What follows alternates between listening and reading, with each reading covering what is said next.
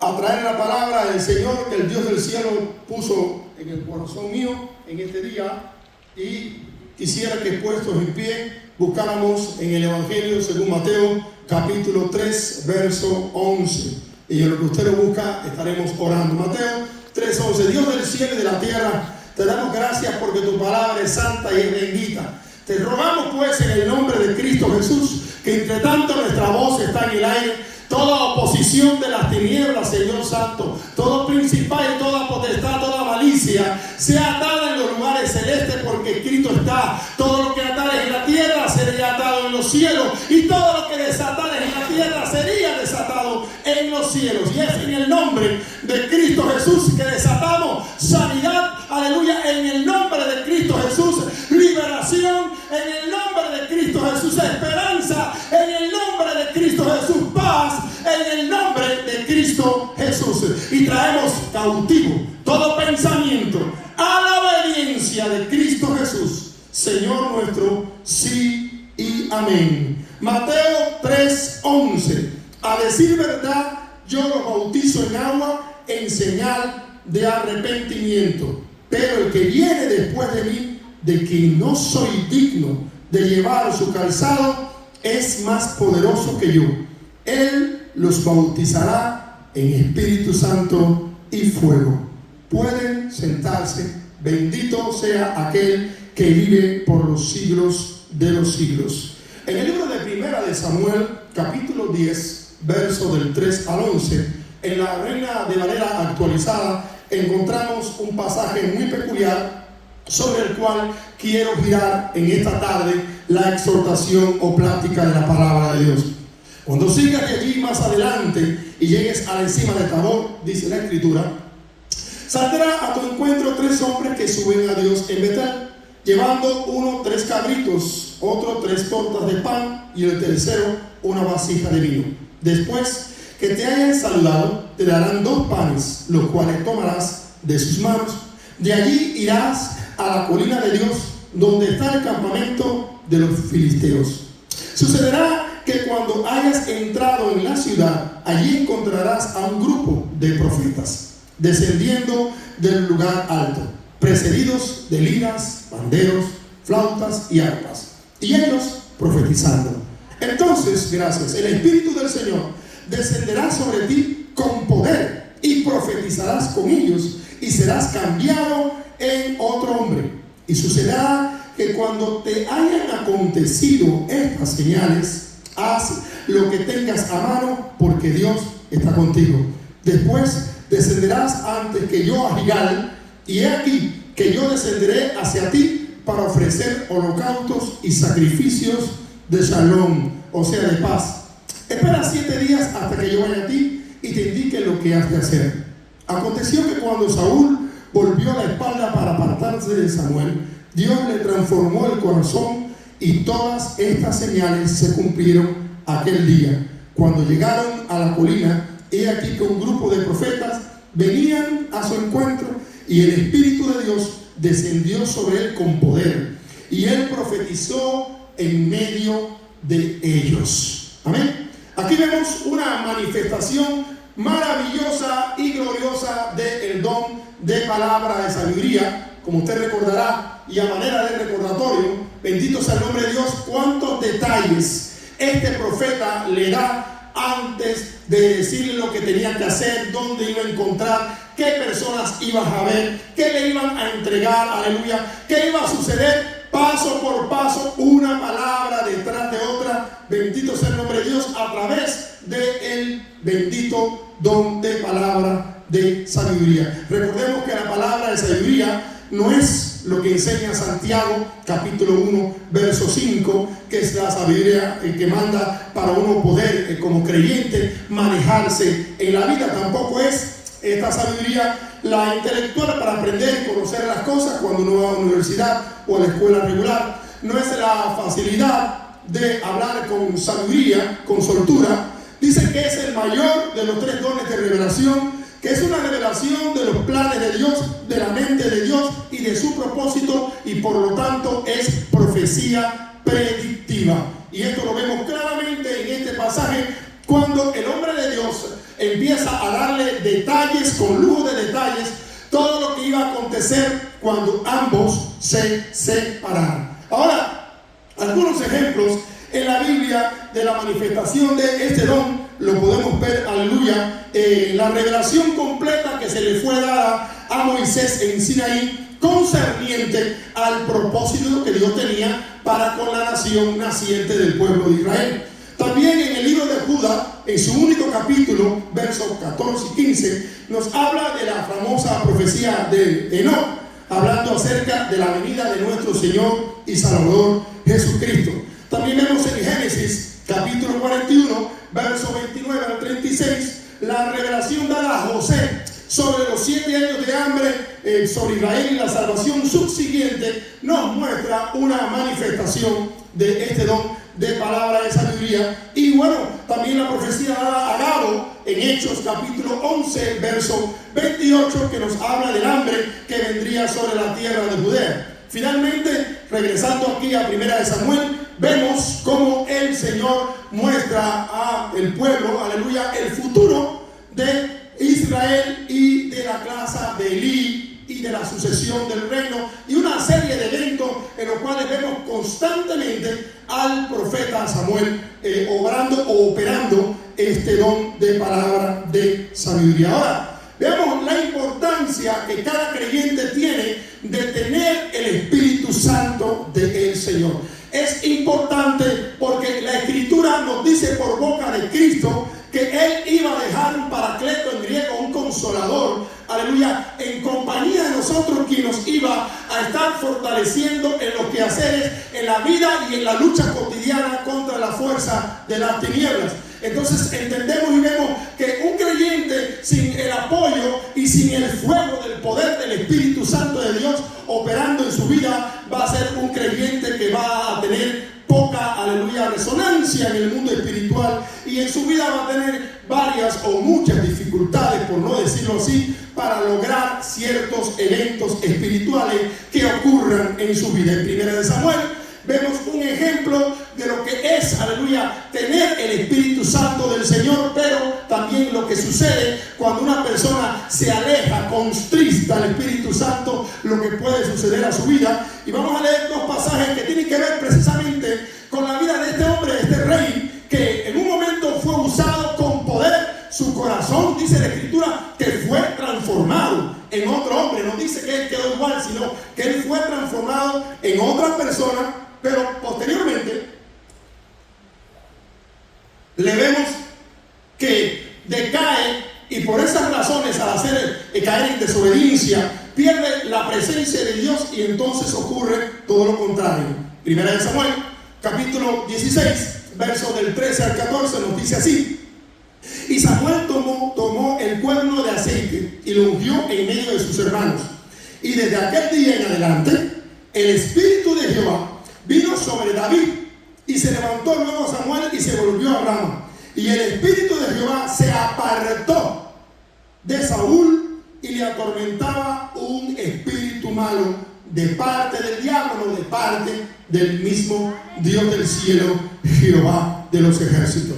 Ayer les dijimos por encimita, bendito sea el nombre del Señor, que en el Antiguo Testamento el Espíritu Santo solo se manifestaba entre los reyes, los profetas y los sacerdotes, y que el Espíritu Santo estaba con ellos, pero nunca estaba en ellos, o sea, morando dentro de ellos. Alabado sea el nombre del Señor. Y por eso vemos muchas veces que David decía: no quites de mí tu Santo Espíritu. Él sabía, aleluya, lo que podía suceder al no sentir, al no tener la presencia de Dios. Y es que cuando hablamos del fuego y del poder del Espíritu Santo de Dios, ha habido una confusión a través de los años, porque las personas piensan que tener el Espíritu Santo solamente es hablar en lengua, y que eso es el Espíritu Santo. Y el Espíritu Santo, aleluya, no es hablar en lengua o solamente hablar en lengua. Hablar en lengua es un don de los tantos dones, aleluya. Tener el Espíritu Santo, aleluya, tener la presencia de Dios, el Espíritu Santo capacita al hombre y a la mujer de Dios para como Samuel, para como Ezequiel, para como Ezequías, para como Elías, aleluya, como Eliseo, aleluya, hacer obras y portentos maravillosos. Marcos capítulo 16, nos dice a nosotros, aleluya, hablando en el nombre de Cristo Jesús, estas señales seguirán, no los creyentes seguirán estas señales, sino que estas señales seguirán a los que creen, aleluya, y menciona, hablarán lenguas, pero sí, también echarán fuera demonios, pondrán las manos sobre los enfermos y estos sanarán. Y empieza a mencionar una serie de eventos que tienen que ver con la vida ungida, con la vida llena del Espíritu Santo del Señor. Ahora, sin embargo, en 1 Samuel capítulo 16 también vemos en la versión Nueva Biblia Viva, aleluya, que la Escritura nos dice de esta manera: Samuel tomó el aceite de oliva que había traído y lo derramó sobre la cabeza de David, que aquí menciona David, delante de sus hermanos. Y el Espíritu del Señor entonces descendió sobre él y le dio gran poder desde ese día en adelante. Dice esta versión, Reina Valera, dice: el Espíritu de Dios descendió sobre él, y no argumenta más nada. Esta dice: y le dio gran poder. Y Samuel regresó a Rama y el Espíritu del Señor se había apartado de Saúl. Ahora, en Juan, según el Evangelio de Juan 14, 16 al 17, la bendita palabra de Dios nos dice: y yo rogaré al Padre que os dará otro consolador, refiriéndose a Cristo, que no iba a dejar a su pueblo huérfano, para que esté con vosotros para siempre. Pero escuchen claramente lo que dice el verso 17, hermano y amigo que me escuchan: el Espíritu de verdad, el cual el mundo no puede recibir porque no le ve ni le conoce, pero vosotros le conoceréis. Y luego dice en la parte final: porque morará con vosotros y estará en vosotros. Siempre he puesto este ejemplo a través de los años. En un tiempo, por 9 meses, yo estuve en mi mamá. Pero, aleluya, después de esos 9 meses, nunca pude estar más en mi mamá. Siempre estuve con mi mamá. Aleluya. O sea, la palabra en significa dentro de algo. Dentro, en el carro, encontré tu billetera. En la casa hay mucha comida. En el campo, dentro. En el tren, dentro del tren. En el avión, había una señora dentro del avión. Ahora, si usted dice con, usted está hablando de algo, una preposición que tiene que ver con que algo que está alrededor, que está acompañando a esa persona, sí, o a ese objeto, pero no está dentro de ese objeto. Ahora, Juan 14 nos dice que el Espíritu Santo morará con, alrededor y dentro de nosotros, a una diferencia muy grande de lo que ocurría en el Antiguo Testamento o el Antiguo Pacto. De manera que lo que solamente era un privilegio para reyes, para profetas o sacerdotes, hoy está asequible a la iglesia y al pueblo de Dios. Si muchos pueblos de Dios hoy viven una vida raquítica, espiritualmente hablando, una vida fría, una vida insípida, una vida sin dirección en muchos momentos, es porque no ha sabido conquistar la presencia del Espíritu Santo de Dios. Y en el caso triste de algunos creyentes, se han conformado solamente con hablar lenguas un día, y con eso ya yo tengo el Espíritu Santo porque yo ya hablé en lengua. No, siempre hemos enseñado, siempre hemos dicho que el bautismo en el Espíritu Santo o con el Espíritu Santo, y eso creemos, y eso cree la Asamblea de Dios, y eso creemos muchas iglesias pentecostales. Donde quiera que voy, lo digo. El bautismo con el Espíritu Santo y en el Espíritu Santo no es una meta, no debe ser una meta. Es una puerta abierta a una nueva dimensión espiritual de relación con el Dios del cielo. O sea que no es la meta, es una puerta. Alabado sea el nombre de Dios, porque la persona que está bautizada con el Espíritu Santo y tiene el Espíritu Santo dentro de ella, tiene acceso a muchos beneficios. Alabado sea el nombre de Dios. Y estos beneficios no son precisamente hablar en lengua para alardear que uno es un ser espiritual, sino más bien beneficios de comunicación, de comunión. ¿Por qué? Porque, por ejemplo, la Biblia dice que el hablar en lengua, aleluya, lo edifica a uno mismo, no a los demás, porque el espíritu humano habla misterio con el Espíritu de Dios. ¿Y qué más decir? Aleluya, esa unción, aleluya, es la que hace que los demonios huyan. Esa unción es la que el diablo respeta. Esa unción es la que el diablo trata de quitarle a cada creyente diariamente, día y noche. Esa presencia del Señor. Usted recordará que cuando Moisés descendió del monte, dice que su rostro brillaba por la presencia del Señor. Y aún así en Éxodo 33, si mal no recuerdo, Moisés le reclama al Señor una nueva unción, le dice que si su presencia no va a estar con él, que no lo saque de ese lugar, y luego le dice muéstrame tu gloria. Y bueno, buscando tener un hombre que ya estaba acostumbrado a estar delante de Dios, siempre estaba anhelando un toque nuevo del Espíritu Santo del Señor. Ahora veamos algunos ejemplos bíblicos, aleluya, acerca de esta manifestación, de esta necesidad o de esta promesa que a diario debemos buscar, porque si alguien le dice a usted bendito sea el nombre de Dios, y no importa la denominación, no importa el credo, si es bautista, si es metodista, si es nazareno, si es pentecostal, no importa, aleluya, a la denominación. Si un ser humano, un cristiano, vive una vida fría, una vida raquítica, y cuando hablo de vida fría,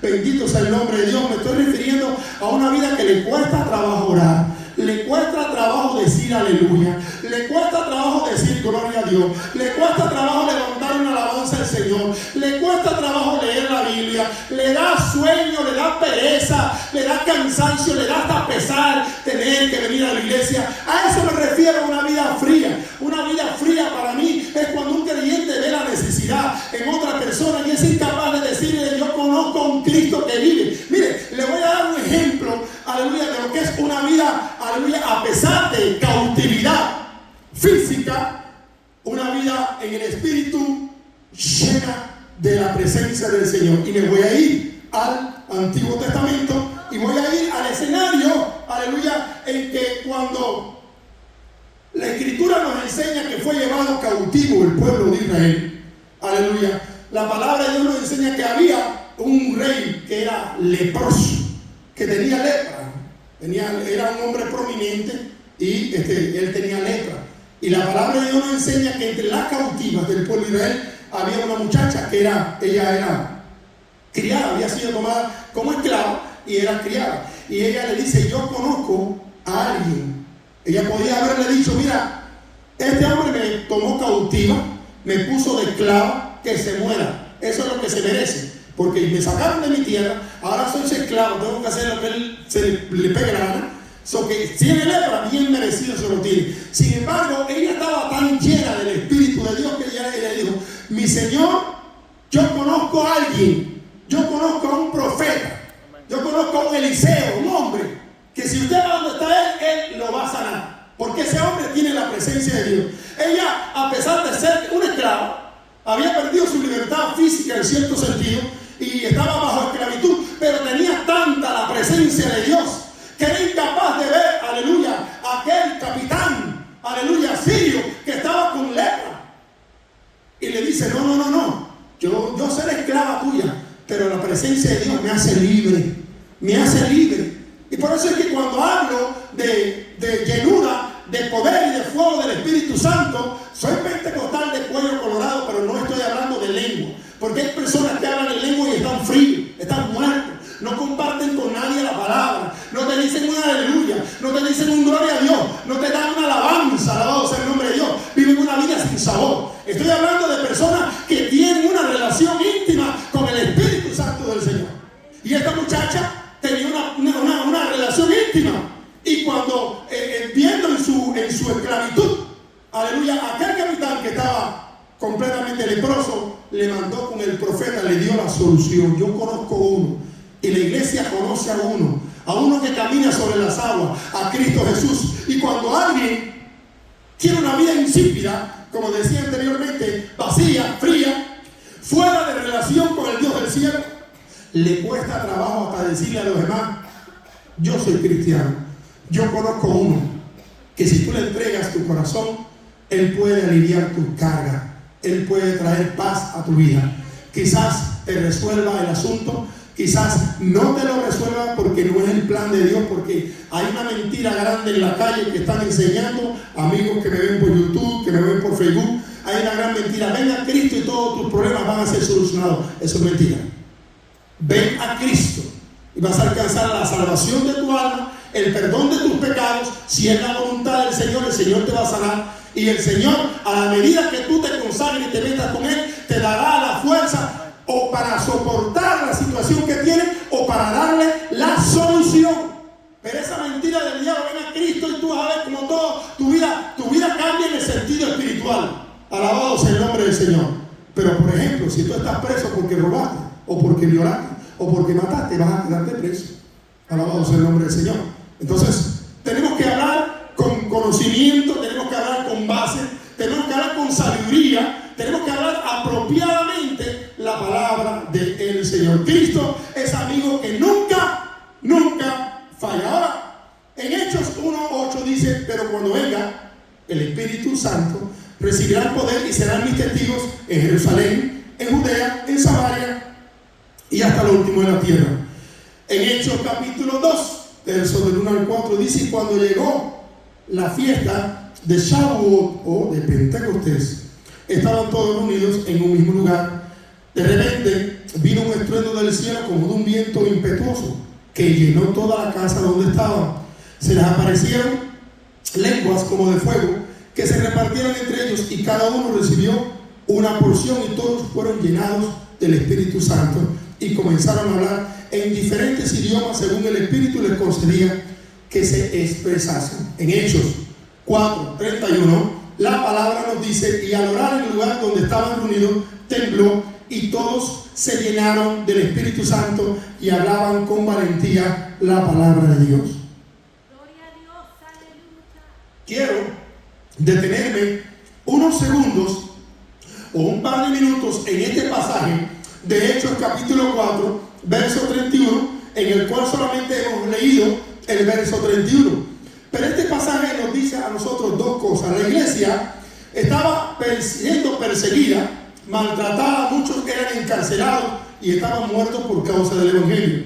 Y no vemos que los creyentes fueron diciendo: Señor, ayúdanos, Señor, nos están matando, Señor, nos están golpeando, Señor, qué duro es esto de ser cristiano, me están criticando, me quitaron el trabajo, Señor, están riéndose de mí. Al contrario, lo único que ellos dijeron fue: Señor, danos de tu poder, danos de nuevo, ayúdanos que cuando prediquemos nos sigan esas señales, mientras que tú haces milagros y maravillas para nosotros continuar predicando el Evangelio. Y qué lindo, qué madurez espiritual, qué conocimiento, aleluya, de lo que es la perfecta voluntad de Dios, aleluya, de en vez de estarse quejando, esta iglesia estaba pidiendo más poder y más unción para, en medio de la persecución, continuar anunciando la buena noticia de que solo Cristo salva. Amén. Y como resultado de esa oración, de ese sometimiento, dice la Escritura que el lugar tembló. ¿Qué es la diferencia entre la iglesia primitiva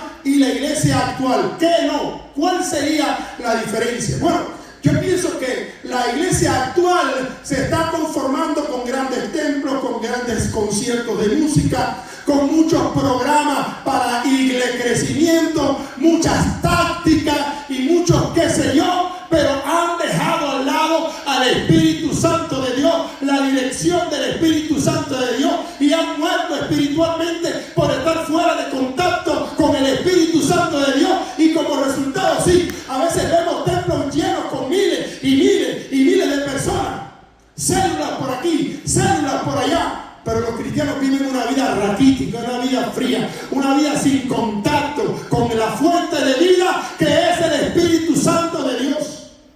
Hechos 8:29 dice: el Espíritu Santo le dijo: ven inmediatamente hacia el sur por el camino que va de Jerusalén a Gaza. Este es el camino desértico. O sea, aquí vemos en este caso, aleluya, a uno de los primeros diáconos, Felipe, que es movido por el Espíritu Santo a ir a un lugar para encontrarse con un eunuco para predicar la palabra. O sea que una de las diferencias de la iglesia primitiva con nosotros es que ellos estaban siendo dirigidos por el Espíritu Santo de Dios. Ellos hablaban con el Dios del cielo, y el Dios del cielo le hablaba audiblemente, les hablaba. Y no porque eran personas súper especiales, ni porque fueran superhéroes, ni superdioses, ni mucho menos. Es que tenían una relación con Dios íntima. Confiaban menos en la letra y más en el Espíritu. Confiaban menos en sus habilidades intelectuales, en sus títulos académicos. Hoy tenemos muchos doctorados en teología, muchos bachillerato en teología, pero poco poder, unción y comunicación con el Espíritu Santo de Dios. Y es la diferencia entre la iglesia primitiva, que hombres del vulgo y sin mucho conocimiento, pero llenos del Espíritu Santo de Dios, gente que conocía el Espíritu Santo, gente que tenía comunión con el Espíritu Santo, podía hablar con el Señor del cielo, y el Señor del cielo los iba dirigiendo. Y es cuando dice la Escritura en el libro de los Hechos: pero el Espíritu Santo añadía a la iglesia los que habían de ser salvos. No eran las super campañas, no eran los super mensajes, no eran los super evangelistas ni los super apóstoles. Era el mismo Espíritu Santo de Dios el que empezaba a añadir a la iglesia los que habrían de ser salvos. Hechos 10:44, mientras Pedro aún hablaba esta palabra, y este evento es en casa de Cornelio, el Espíritu Santo descendió sobre todos los que estaban oyendo el mensaje y comenzaron a hablar en otras lenguas.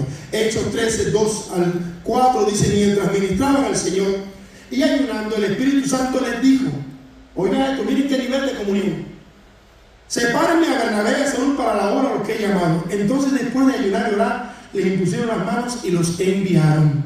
Bendito sea el Cristo de la gloria. Finalmente, en Éfesos capítulo 5 verso 18, la Escritura nos dice: sed llenos del Espíritu Santo del Señor. Tenemos muchos personajes bíblicos como Sansón, como David, como Daniel, como Pedro, como Moisés, como Pablo. ¿Para qué mencionar? Hombres y mujeres como Débora la profetisa, que fueron llenos del Espíritu Santo de Dios, y por eso tuvieron grandes ministerios que hasta el día de hoy están aquí en la palabra del Señor.